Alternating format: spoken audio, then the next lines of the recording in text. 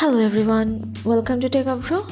Today in this video I'm gonna show you a easy ways to recover your Facebook password on Android. Before starting the video, please subscribe to Techavro. So let's get started. For this, you have to open your settings, scroll down, press on Google's. Select your email account and go to manage your Google account.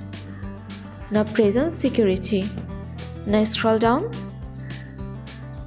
and click on Password Manager. Press on facebook.com. Enter your password.